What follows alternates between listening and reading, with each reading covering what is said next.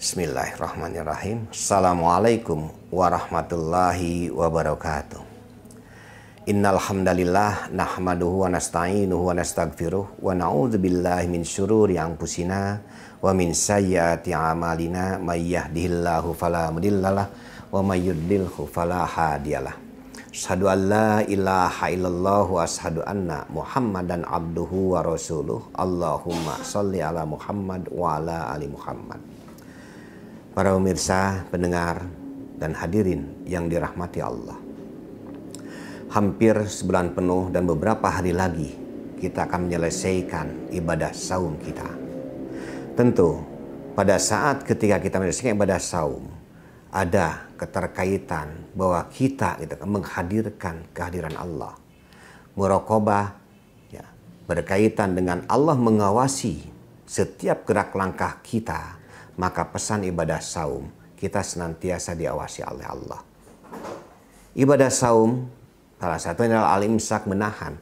Bukan hanya menahan dari lapar dan juga dahaga. Termasuk dari perilaku, akhlak kita senantiasa dijaga. Lisan kita dijaga, tangan kita dijaga, pandangan kita juga dijaga. Kenapa? Karena di dalam diri kita muncul rasa kesadaran bahwa Allah mengawasi terhadap diri kita. Nah, hadirin yang dirahmati Allah, pada saat ketika kedekatan diri kita kepada Allah dan merasa bahwa Allah itu senantiasa mengawasi diri kita, ada timbul kesadaran dalam diri kita, maka puasa telah mengajarkan kepada kita bahwa makna kehadiran Allah di dalam setiap gerak-gerik kita ini sangat kita sadari semuanya. Selain itu, pada saat ketika di penghujung bulan Ramadan ini, kita dapat melihat bagaimana pemberitaan melalui media, baik elektronik maupun cetak. Sekarang dengan dibukanya mudik kepada seluruh umat Islam yang di Indonesia, maka kesempatan pada saat ketika 2 tahun ke belakang karena masa pandemi kita tidak dapat merasakan mudik atau kembali kepada kampung halaman, maka kita diingatkan kembali sebagaimana orang Sunda mengatakan, kudu ingat kanu purwadaksi. Pada saat ketika kita ada di perantauan, maka siapapun akan ingat kepada asal usulnya. Asal mula dia dilahirkan, asal mula daripada kampung halamannya, maka ada kerinduan. Selama 2 tahun lebih, maka kita memendam kerinduan dan di tahun ketiga inilah dibuka keran oleh pemerintah dengan prasyarat bahwa mereka sudah pertama, yaitu sudah dilakukan dengan vaksin dan juga booster.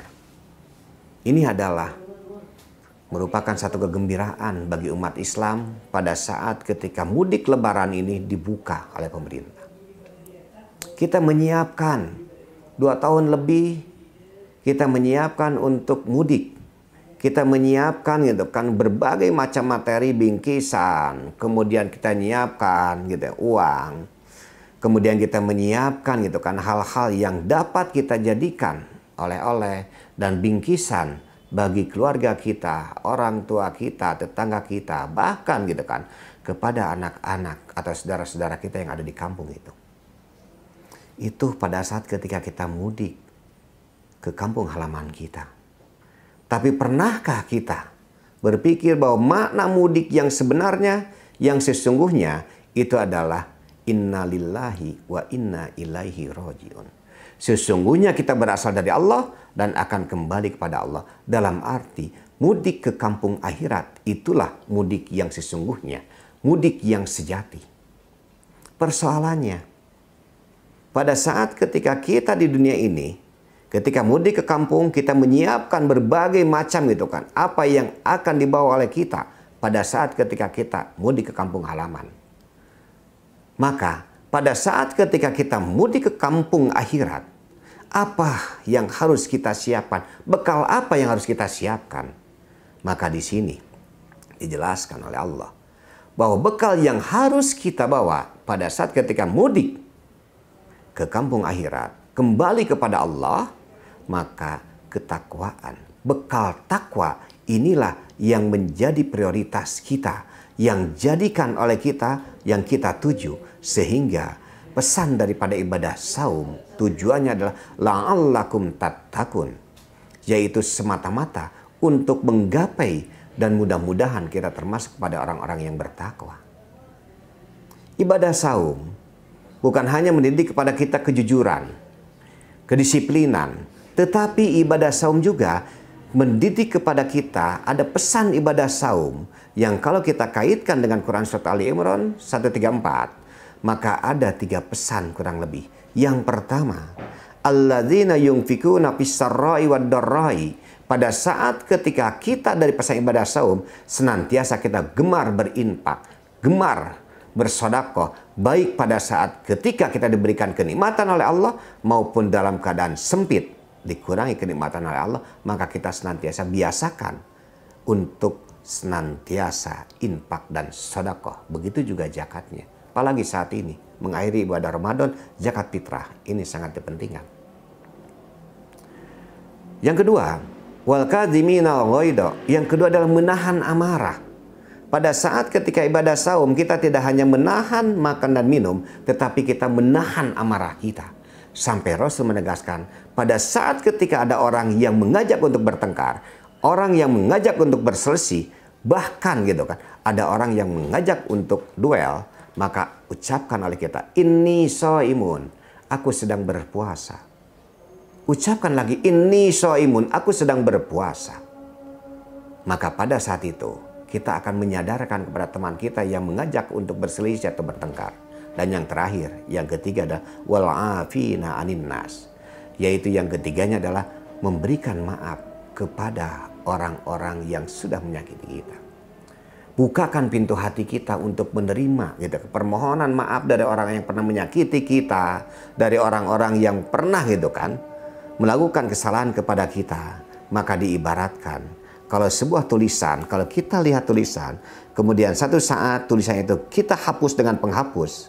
Kalau penghapus itu kita menghapusnya dengan keras, maka akan sobek. Itulah hati kita akan terasa sobek pada saat ketika gitu kan masih ada. Yang keduanya, kita tulisan itu ditipek, masih ada remang-remang, masih ada gitu kan, sedikit noktah dendam dalam jiwa. Tetapi yang paling baik itu adalah wal afina anin nas, adalah kita tutup gitu ya buku atau lembaran tulisan-tulisan itu, dan kita buka lembaran baru, tulisan baru dengan kebaikan-kebaikan, meminimalisir kejelekan-kejelekan yang kita lakukan. Mudah-mudahan 3 hal ini menjadi bekal bagi kita untuk menuju kampung akhirat. Yang pertama, gemar untuk senantiasa infak sedekah, rasa empati kepada fakir miskin. Yang keduanya, menahan amarah. Dan yang ketiganya, membuka pintu maaf bagi orang-orang yang pernah menyakiti kepada diri kita. Semoga kita termasuk kepada orang-orang yang mampu mudik ke kampung akhirat dalam keadaan tersenyum, dalam keadaan gembira. Allah ridho kepada kita, dan kita pun ridho dan senang hati gembira pada saat ketika bertemu dengan Allah.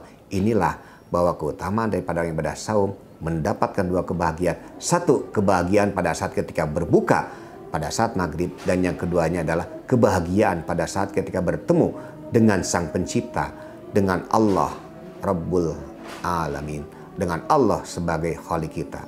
Ya, demikian yang saya sampaikan. Semoga ada manfaatnya, dan mudah-mudahan kita termasuk kepada orang-orang yang senantiasa masuk pada muttaqin, dan juga orang-orang yang senantiasa as-syakur, yaitu orang-orang yang bersyukur. Assalamualaikum warahmatullahi wabarakatuh.